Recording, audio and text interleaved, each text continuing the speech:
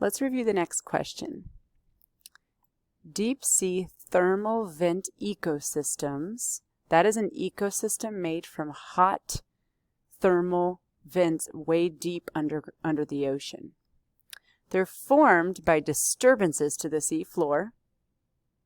The first species to inhabit this area are chemosynthetic bacteria, and they form the base of the food web and provide energy to organisms that follow. Eventually, thriving communities filled with snails, tube worms, shrimp, fish, and octopuses inhabit the area. The food web for this community is provided below. Which of the following is not involved in this example of ecological succession? So remember, this is succession we're looking at. Even though we see a food web here, this is succession. So we saw a disturbance, which told us we're looking at succession, which is coming back from that disturbance. The disturbance caused this deep sea thermal vent ecosystem to be formed. And now it's going to become a climax community over time through succession. So the first organisms to inhabit the area are chemosynthetic bacteria. That's down here at the bottom. We know that because it says it forms the base of the food web. These are our pioneer organisms. The first organisms to show up is bacteria.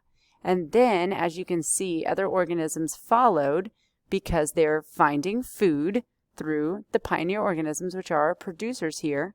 They act as producers in this ecosystem. So the primary consumers eventually would come and they would find food, and then so on until you have your climax community, which is the thriving community at the end, filled with snails, tube worms, shrimp, fish, and octopuses. So the thermal chemical ecosystem, it's using chemicals with the bacteria. You can see here chemosynthetic, they're using chemicals to be producers. And the thermal means hot temperatures. So this is a thriving ecosystem. It's healthy and stable with the use of hot temperatures and chemicals. So now read your answer choices and try to find which one would not be involved in this example of succession.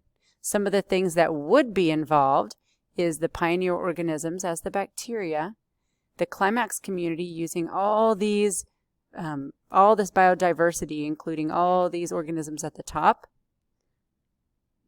and other organisms that are feeding off of each other formed this food web, which eventually formed this complex climax community. Hopefully that can help you answer your question this time.